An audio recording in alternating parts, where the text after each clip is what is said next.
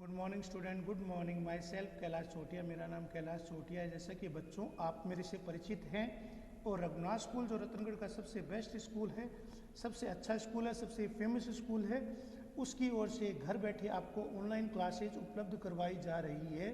उन online classes में मैं कक्षा 11 में बीएम या व्यवसाय अध्ययन पढ़ा रहा हूँ। जैसा कि बच्चों कल हमने व्यवसाय, पेशा और रोजगार के बारे में 8 बिंदुओं का अध्ययन किया था, जिसमें हमने व्यवसाय, पेशा और रोजगार में तीनों में तुलना की थी। तो स्थापना की विधि, कार्य की प्रगति, योग्यता, प्रतिफल, पूंजी निवेश, जोखिम, हित स्थानांतरण और आचार संहिता, इनके बारे में मैंने आपको जो प्रमुख अंतर थे उनके अंतर के बारे में मैंने आपको पढ़ाया था। तो व्यवसाय, पेशा और रोजगार में हमने तुलना की थी। स्थापना की विधि, कार्य की प्रगति, योग्यता, प्रतिफल, पूंजी निवेश, जोखिम के आधार पर अंतर, हित स्थानांतरण और आचार संहिता, इन सभी के बारे में हमने पढ़ा था, या इन सब के बारे में मैंने आपको व्यवसाय, पेशे और रोजगार में क्या क्या अंतर है, व्यवसाय, पेशे और रोजगार में हम विभिन्नताओं को कैसे समझ सकते हैं, इनके बारे में पढ़ा था। आज जो हमारा टॉपिक है व्यवसाय, पेशा और रोजगार में हमने तुलनात्मक अध्ययन किया है। तो व्यवसाय, पेशा और रोजगार में हम क्या तुलना कर सकते हैं बच्चों? जैसा कि पहले बताया गया कि आर्थिक क्रियाओं को 3 मुख्य वर्गों में विभाजित किया जा सकता है। जो भी आर्थिक क्रिया है, इकोनॉमिक गतिविधियां हैं जिससे हम धनार्जन करते हैं, वो आर्थिक क्रियाएं जिनसे हम लाभ कमाते हैं, जिनसे हम पैसा कमाते हैं, वो कोई भी क्रिया हो जिसका उद्देश्य जनता की आवश्यकताओं को संतुष्ट करते हुए लाभ कमाना होता है, उस क्रिया को हम व्यवसाय कहते हैं, या वो क्रिया व्यवसाय कहलाती है। तो जैसा कि पहले बताया गया है, आर्थिक क्रियाओं को मुख्य रूप से 3 वर्गों में विभाजित किया जा सकता है। आर्थिक क्रिया है वो 3 वर्गों में विभाजित है: व्यवसाय, पेशा और रोजगार। व्यवसाय, पेशा और रोजगार। तो आर्थिक क्रिया है वो मुख्य रूप से 3 वर्गों में बंटी हुई है। इसे हम व्यवसाय भी कह सकते हैं, पेशा भी कह सकते हैं। व्यवसाय, पेशा और रोजगार, हमने तीनों के बारे में अध्ययन किया, तीनों के अंतर को पढ़ा है। व्यवसायिक क्रियाओं का वर्गीकरण, जो आज का हमारा टॉपिक है। विभिन्न व्यवसायिक क्रियाओं को 2 भागों में बांटा जाता है। कोई भी व्यवसायिक क्रिया है उसको 2 भागों में बांट सकती है। पहला है उद्योग एवं वाणिज्य। तो कौन सा है? उद्योग है और वाणिज्य। उद्योग है और वाणिज्य है, इसके आधार पर हम पढ़ेंगे। तो उद्योग से तात्पर्य क्या है? वस्तुओं का उत्पादन और अथवा प्रक्रिया से। उद्योग का अर्थ क्या है? वस्तुओं के उत्पादन, वस्तुओं के प्रोडक्शन से का तात्पर्य है। जब हम कच्चा माल खरीदते हैं, कच्चे माल को तैयार माल में बदलते हैं, उसके लिए श्रम, पूंजी, मेहनत, मजदूरी आदि का हम निवेश करते हैं। तो उद्योग के द्वारा हम उत्पादों का, वस्तुओं का, सेवाओं का निर्माण करते हैं, जिससे हम वस्तुओं का उत्पादन करते हैं, और उसकी प्रक्रिया से है। वाणिज्य में वे सभी क्रिया आ जाती है जिसमें वस्तुओं का उत्पादन के अलावा वस्तुओं का आदान प्रदान, जैसे कि फैक्ट्री से थोक विक्रेता, थोक विक्रेता से डीलर, डीलर से खुदरा विक्रेता, संभरण और वितरण, और अंत में उपभोक्ता तक की समस्त क्रियाएं संचालित होती है। तो वाणिज्य के अंतर्गत, यानी वाणिज्य का अर्थ होता है व्यापार, तो जिसके अंतर्गत वो वस्तु बन तो गई उद्योग के द्वारा, लेकिन वस्तु के बनने से लेकर अंतिम उपभोक्ता तक उसे खरीदने की प्रक्रिया वाणिज्य कहलाती है। वे सब क्रियाएं शामिल है जो वस्तुओं के आदान प्रदान, उनके संभरण और उनके वितरण को संभव बनाती है। तो इन दोनों वर्गों के आधार पर हम व्यावसायिक फर्मों को औद्योगिक फर्म और वाणिज्यिक उद्यम की श्रेणी में विभक्त कर सकते हैं। अब हमें व्यावसायिक क्रियाओं का विस्तृत अध्ययन करना है। उद्योग हम के बारे में हमने पढ़ा है। उद्योग का तात्पर्य क्या है? उन आर्थिक क्रियाओं से जिसका उपयोग हम संसाधन के रूप में कच्चा माल बनाने, कच्चे माल को उत्पाद में बदलने के लिए करते हैं, जिसका संबंध संसाधनों का है, जिनसे संसाधनों से उपयोगी, गुणात्मक, क्रियात्मक, जिससे उपभोक्ता वस्तु खरीदना चाहिए। तो संसाधनों का प्रयोग करके उसे कच्चे माल में परिवर्तित करना और कच्चे माल से उसे तैयार वस्तु में बदलना है। तैयार माल में उसे बदलना है, तैयार वस्तु उत्पाद का निर्माण करना है। तो उद्योग से तात्पर्य क्या है? उन समस्त आर्थिक गतिविधियों से जिसका उपयोग संसाधन के रूप में हम करते हैं, संसाधन के रूप में जिसका हम प्रयोग शुरू करते हैं, जिन्हें संसाधन के रूप में हम लेते हैं, जिनका संसाधन के रूप में हम इस्तेमाल करते हैं, उस संसाधनों से हम कच्चा माल बनाते हैं और कुछ उस कच्चे माल से हम अपनी मेहनत, पूंजी, श्रम, साहस का निवेश करके उसे तैयार या परिवर्तित करते हैं। तो संसाधनों का उपयोगी वस्तुओं में परिवर्तन करना, किसी भी संसाधन का, किसी भी उपलब्ध संसाधन का प्रकृति में मौजूदा संसाधन को कच्चे माल और कच्चे माल को उपयोगी माल में परिवर्तित करना है। उद्योग शब्द का प्रयोग उन क्रियाकलापों से जिसका यांत्रिक उपकरण और तकनीकी कौशल का प्रयोग होता है। तो जिनका यांत्रिक उपकरण और तकनीकी कौशल के लिए प्रयोग होता है। तो उद्योग शब्द का प्रयोग किन क्रियाओं के लिए है? जिनसे हम यांत्रिक उपकरण बनाते हैं और जिनका तकनीकी कौशल में प्रयोग होता है। इनमें वस्तुओं का उत्पादन की प्रक्रिया,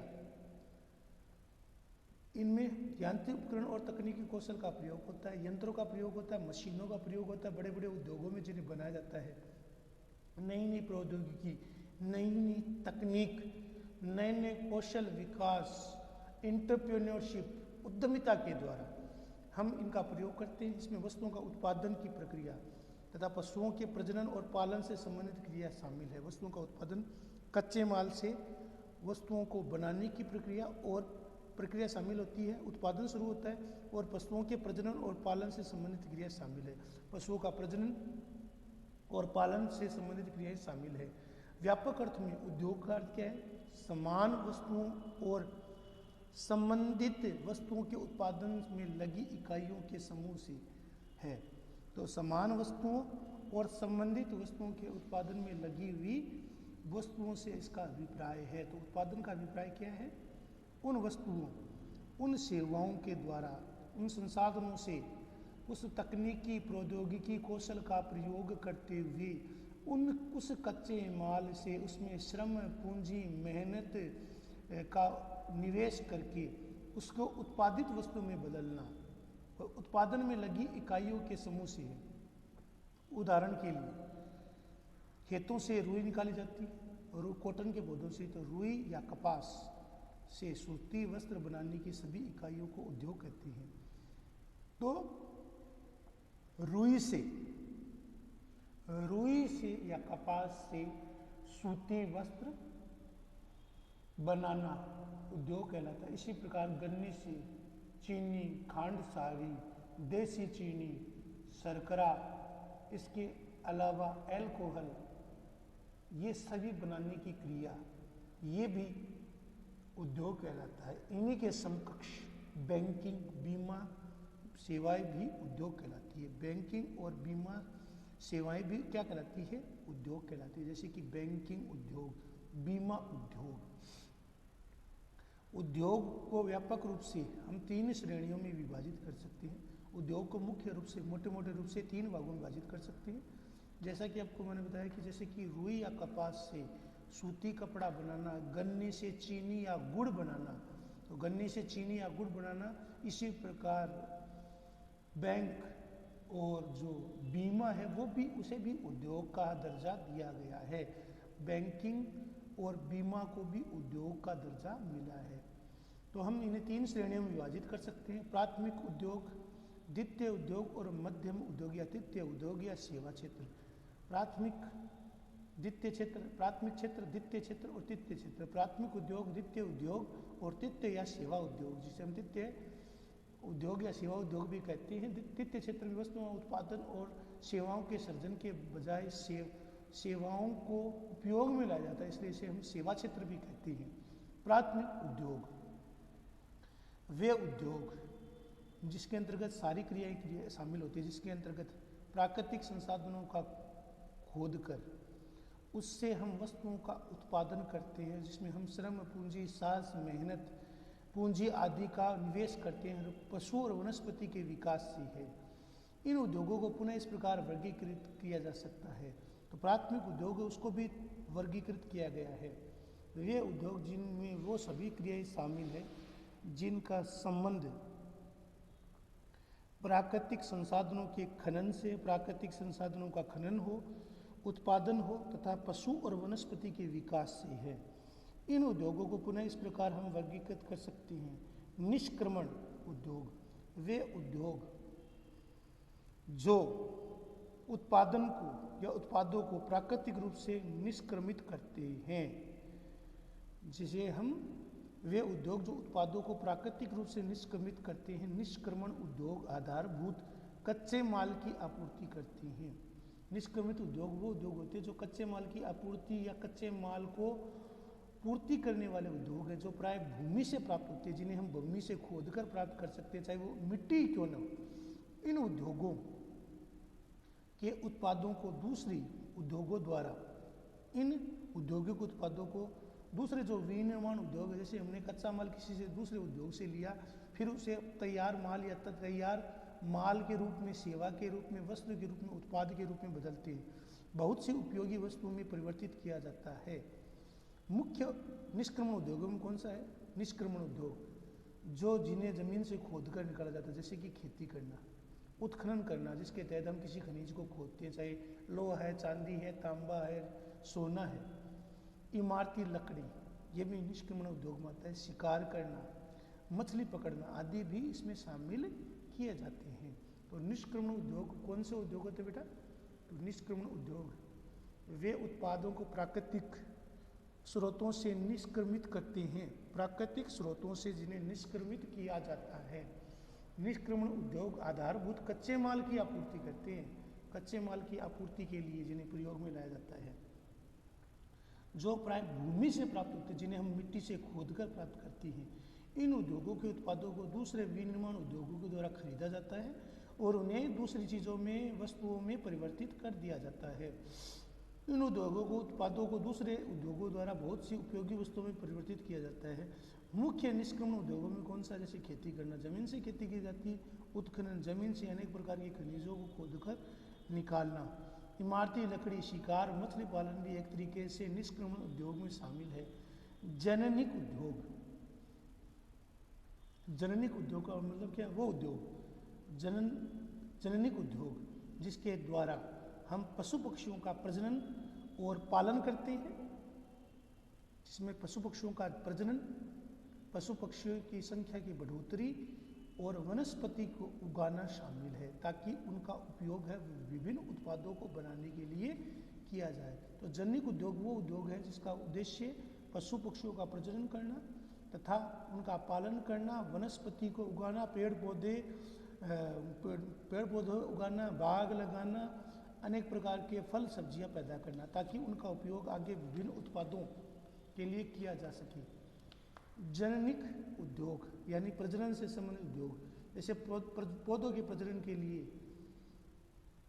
बीज और पौधा, नर्सरी जिसे हम कहते हैं, नर्सरी कंपनी होता है। बीज, कई पौधों के बीज होते हैं और कई पौधों के पौधे होते हैं। तो कईयों पौधों के बीज होते हैं और कईयों के पौधे लगाए जाते हैं। तो इसके लिए नर्सरी भी होती है। हम बाजार में खरीद कर भी इसे लगा सकते हैं। इसके विशेष उदाहरण है। इसके अतिरिक्त पोल्ट्री फार्मिंग, पोल्ट्री फार्मिंग के तहत हम क्या करते हैं? मुर्गियों को पालन करने के लिए, सूअरों को पालन करने के लिए, मछलियों को पालन करने के लिए, मधुमक्खियों पालन के लिए, ये जननिक उद्योग के अन्य उदाहरण हैं। तो जननिक उद्योग में क्या आता है बच्चों? तो जननिक उद्योग में मुख्य रूप से पौधों के प्रजनन के लिए बीज और पौधा संवर्धन, जिसे हम नर्सरी कहते हैं, या तो बीजों को खरीद कर लगाया जाता है या फिर नर्सरी से उनको पौधों के रूप में लाया जाता है और उनको लगाया जाता है।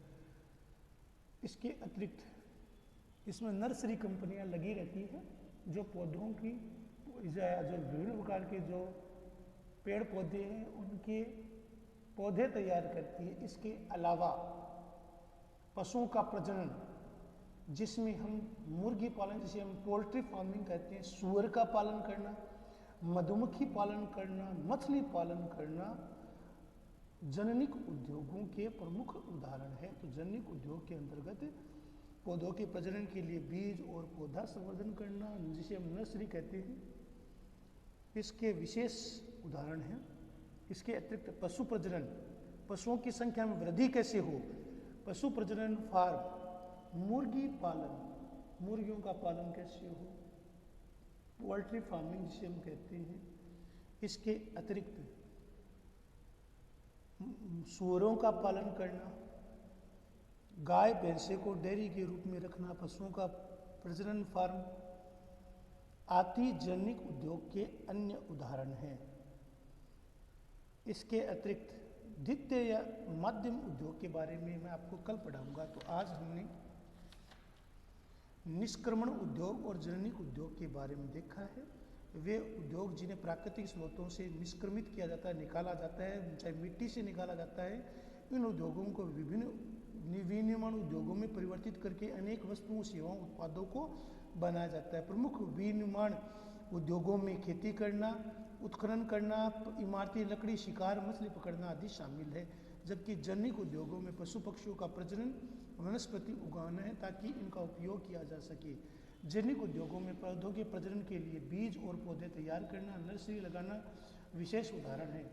इसके अतिरिक्त पशु प्रजनन फार्म, डेयरी, मुर्गा, इसके अलावा सूअरों के फार्म, मछली पालन करना जैविक उद्योगों के प्रमुख उदाहरण हैं। ये जो आपको लिखाया है निष्क्रमण उद्योग और जैविक उद्योग, इनको आपको लिखना है, याद करना है, समझना है, इनको फेर कॉपी में उतारना है। धन्यवाद।